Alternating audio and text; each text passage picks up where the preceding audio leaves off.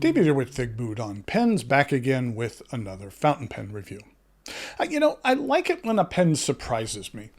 And today I have a pen for you that really did just that. By all accounts, I really shouldn't like this pen. It has a lot of features that I haven't cared for on other pens, but for some reason, the combination of features and design and resin on this particular pen really works for me. And I've found it a lot of fun to use since I picked it up at the recent DC Pen Show. The pen is one of the latest new releases from the Edison Pen Company and is called the Elysian. What I'm going to do today is go over the parts and features of this unique offering, talk about what I care for and what I don't care for about it. I'll show some measurements, size comparisons, and provide a writing sample. This is a pen which I purchased myself from Edison while at the DC show. Edison has what they call their production line, which are pens which have no customizations and are available only through authorized retailers. They then have their signature line, which are available only directly through the Edison website and can be completely customized. You can choose the filling system, materials, trim, whether it has a clip or not, include a custom ground nib, or you can even request to have a pen made even larger or smaller. For the most part, if you can dream it up, then Edison can make it for you. And this Elysian model is part of the signature line, so it's only available through the company website. So what is it about this pen that worked for me where other pens had failed? To get a closer look, please join me over here at camera 2. The pen arrives in this box. You can see here it has the Edison logo. Inside, we have the pen, and we have a couple of other things. We have a bookmark. There is a sticker. And then also they include a bookmark. But you know what I use these for is I put one on my tree for a Christmas ornament. I just think it makes for a nice fountain pen Christmas ornament. Or you could use it as a bookmark. But that's what I use mine for. And then we have the pen. This is the Edison Elysian.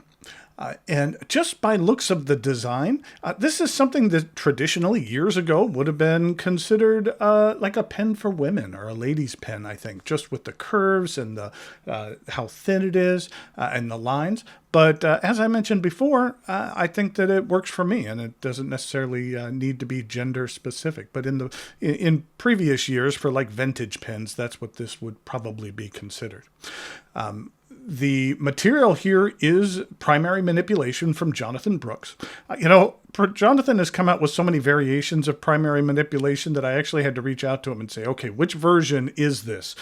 Because there's a number of different versions. And this is the original. This is PM1, or actually just primary manipulation, but this is the original primary manipulation material that he uses. In regard to the parts and features of this pen, let's start at the end.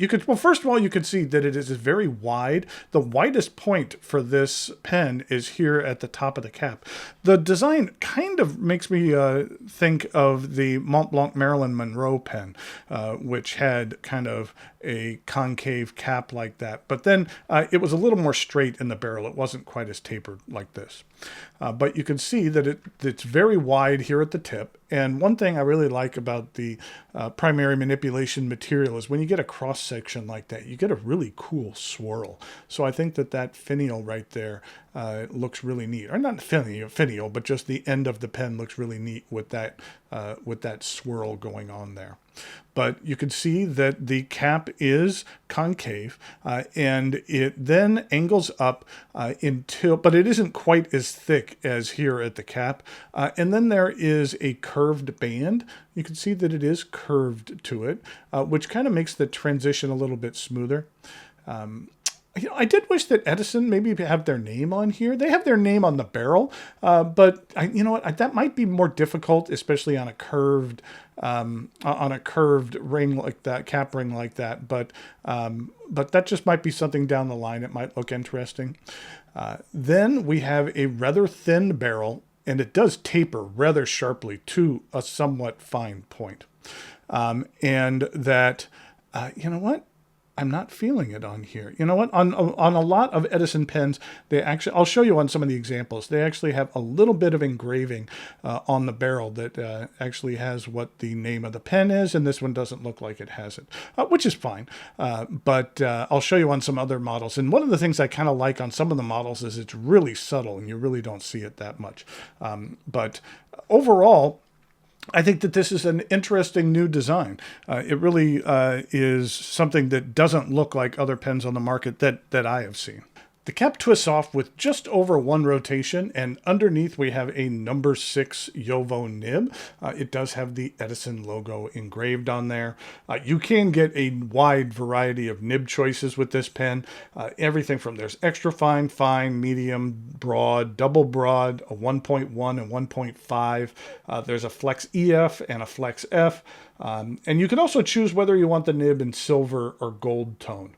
And then also for an additional cost, you can upgrade the nib to an 18 karat rhodium or an 18 karat gold nib. And then there is a look at the plastic feed.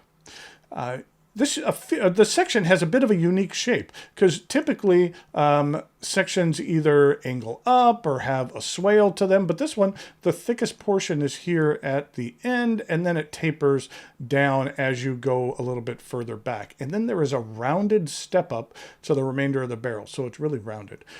And for me, this works nicely because this is rather thin here, and that I typically like to grip my pens a little bit more towards the end of the section, and that works out great because that's the thickest part of this section. So I find this one really easy to use.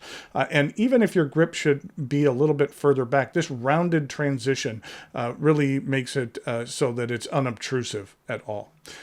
And you can see here that the pen is plenty long enough to use unposted. It is rather light. So I actually prefer to use this pen posted, but how it posts is rather unique. And when I say rather unique is it posts very deeply. And you can see here that the pen, it's actually only like 4 or 5 millimeters longer when posted. So that posting and unposting and non-posting really are somewhat similar. And what it does is it adds a little bit of weight to the pen, which I care for. And then having this cap as concave, that really just fits right there in my hand. And so it makes it really comfortable to use. And the band is out of the way, and so that it adds a little bit of weight to it. And I kind of like the looks of this as well, and how it just kind of fits nice in my hand. This is a cartridge converter pen. It does accept standard international cartridges, and a converter is provided with the one-piece construction here and no metal. If you wanted to eyedropper this pen with the appropriate amount of silicone grease and maybe an O-ring in there, you can certainly do so. As I mentioned up top, the Elysian is only available on the Edison Pens website, and the price for this pen starts at $250. As I mentioned before, you could fully customize this pen with a number of different options. I'm not sure if you could put a clip on this one, just because it has this little swale in here. But if it can be done, then Brian and his team will certainly figure out a way to do it. So I feel that that's a reasonable price for receiving a custom pen with a very unique design that you'll see in a minute writes very, very well. So let's go ahead and take a look at some measurements, some size comparisons, and then come back with that writing sample.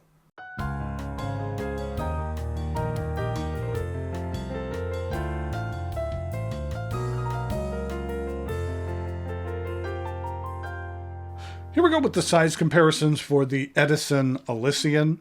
I thought I'd show a couple of other Edison models here. This one here is called the Jameson. And as I mentioned before, you can see here that there is just in the light, you can see a little bit of engraving there. And I do like that, where you can, where it's there when you want to see it, and it reminds me what the name of the pen is, but it isn't necessarily in the forefront. And that's what that looks like. And then this is one of my favorite Edison pens, which is a Collier Grande. And this is a different version of primary manipulation. And then just so we have them all here, this is a Leonardo Momento Zero Grande. And again, that is a different version of primary manipulation. So you can see here 4 different versions of the same material. And each of those have their own special personality that I enjoy. Here we go with a couple of other Edison models. This one here is called the Newark, and this was another Jonathan Brooks material that was a mother of pearl that I thought captured the essence of mother of pearl really, really well. And then this one here is called the Herald, and then this one here is called the Glenmont. And then finally, here it is with a pilot vanishing point. In regard to uncapped comparisons, you know what? Actually, I'll leave it posted on the Elysian. But this is what it looks like with the Jameson. And then this is a Leonardo Momento Zero Grande. And then finally, here is that Collier Grande. So that you can see when it is posted, it's larger than any of these models here. But it doesn't feel like an overly large pen.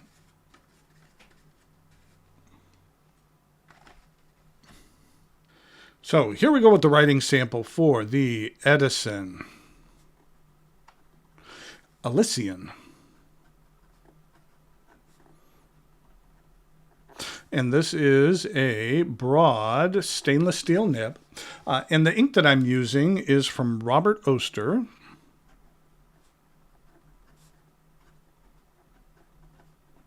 And it is called Sugar Rush.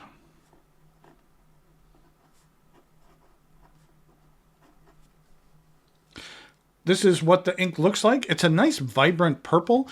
It was something that was created for the Dutch Pen Show, I believe last year. And I'm not sure if retailers over in Europe still have it available. If anyone did, it would be Applebaum. But it's a nice, vibrant purple. This is what it looks like with Yamabudo, excuse me. And then this is what it looks like with Diamine Claret. And if you're not familiar with them, this is what the Robert Oster bottles look like. Nice and tall, and I like that you can get just about any nib in there. And here we go with the rest of the writing sample.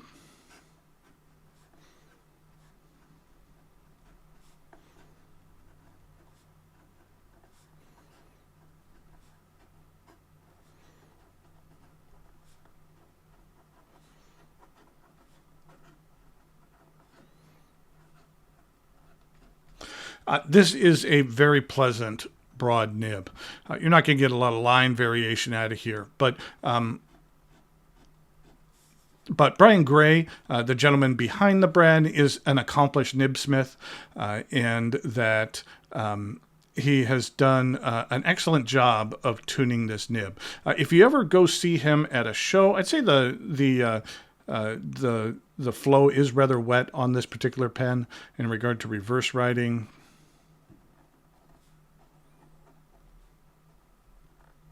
It's slightly sharp, but it does lay down a nice medium line. What I was saying is one of the neat things about going to a pen show and purchasing a pen from Edison is that Brian sits down and really makes sure that this nib is tuned to your exact specifications. And you test it out, and then he does a little work on it and test it out again and makes sure that it's exactly how you want it. And it's a nice custom experience, especially at a show. So those are some of the fun things at shows that you get to do when you get to sit down with the maker and really tune a pen to your personal specifications. And they'll see how you write and how you hold the nib and make adjustments accordingly.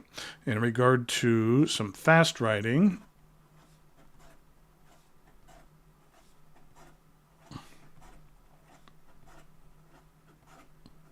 the feed keeps up very well. You know, I mentioned up top that there's a lot of things about this pen that I shouldn't like or I haven't liked in other models. It is rather light, that it is rather skinny, that the section is rather small. It does taper down to a really thin barrel. And a lot of these things are things that I haven't cared for in other pens, but there's something about this one where all of these things together in this model work for me. You know, I don't necessarily have a specific reason why, but this is just one of those pens that I've found it a lot of fun to use. And especially for some reason, just the idea that it posts super deep and how ergonomic it feels when it's posted. And the way my hand sits in here is just something that works really well for me. So I would highly encourage you to check out the Edison Pens website. I'll put a link to it in the notes below. So until next time, thanks for watching, and I'll talk to you later.